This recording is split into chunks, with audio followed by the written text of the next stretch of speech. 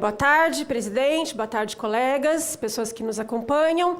Hoje eu venho aqui fazer uma fala em defesa das crianças, em defesa de meninas de 11, 12, 13 anos de idade que são estupradas e que estão sendo vítimas de um projeto de lei que simplesmente quer criminalizá-las, que quer fazer com que o sofrimento delas se prolongue. Não sei se vocês viram as notícias de hoje, mas tem em vários jornais, na mídia, a história de um pai que abusou da própria filha que estava internada na UTI. Pois é, isso, infelizmente, não é um caso isolado. Infelizmente, no Brasil, a gente tem 56 mil crianças que são estupradas por ano.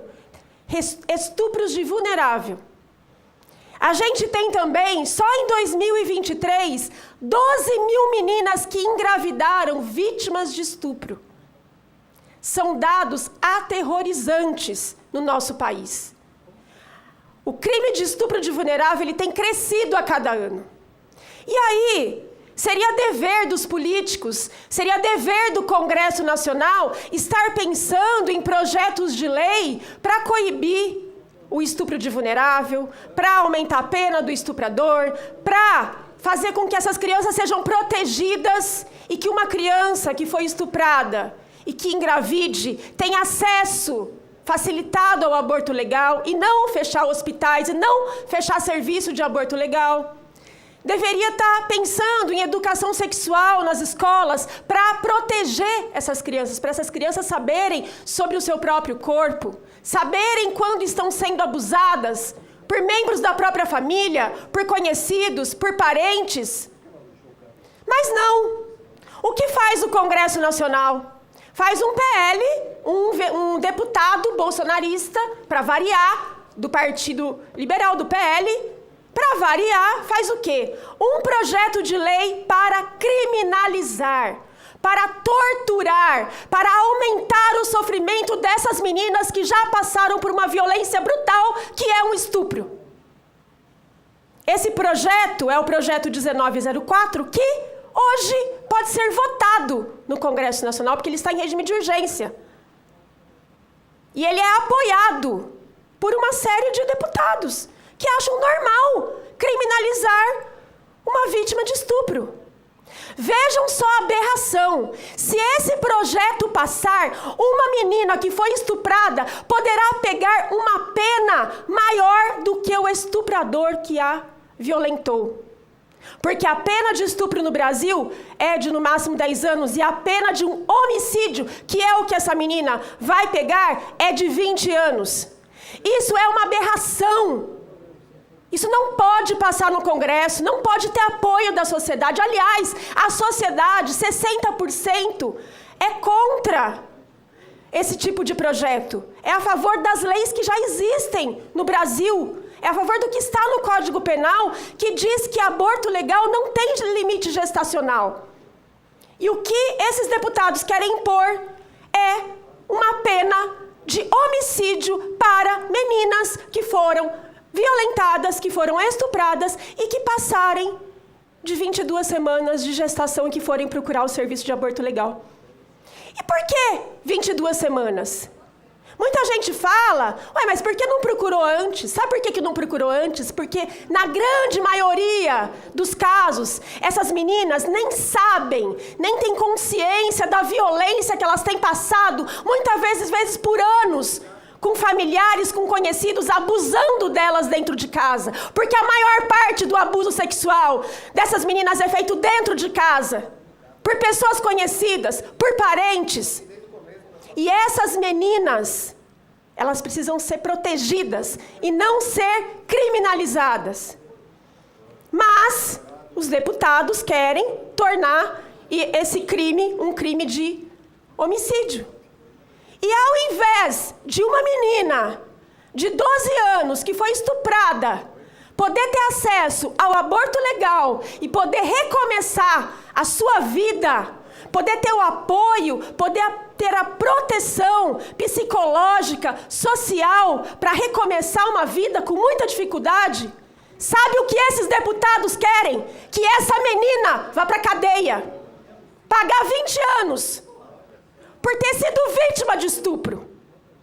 É inadmissível que um projeto desse esteja sendo debatido no Congresso Nacional. É inadmissível que deputados façam um projeto desse. E é inadmissível que isso seja aceito pela sociedade. Criança não é mãe. Criança é para ter uma vida plena, de brincar, de estudar, de se desenvolver, de ter a sua sexualidade respeitada. Mas o que é que está acontecendo? É um fundamentalismo, um bolsonarismo, uma extrema-direita que quer porque quer fazer com que meninas, mulheres, fiquem totalmente subservientes e criminalizadas por serem meninas.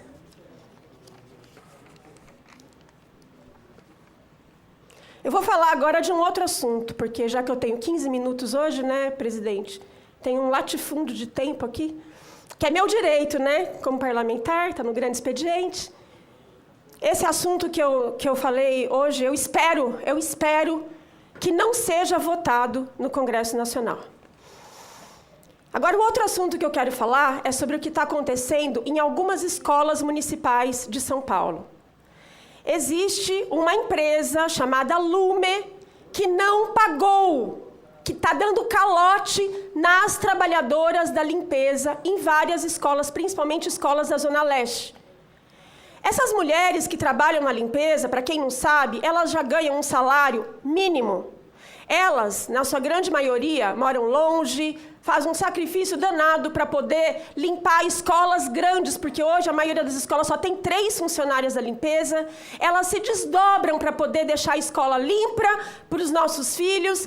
E o que é que acontece quando chega no final do mês? A empresa contratada pela Prefeitura de São Paulo simplesmente não paga o salário. Eu puxei a ficha corrida aqui dessa empresa e são 239 ações trabalhistas que essa empresa tem nas costas. Essa empresa não deveria nunca ter sido contratada pela Prefeitura de São Paulo. Porque uma empresa que já tem 239 processos e ações trabalhistas contra ela não é uma empresa idônea. Não é uma empresa que deve servir ao público.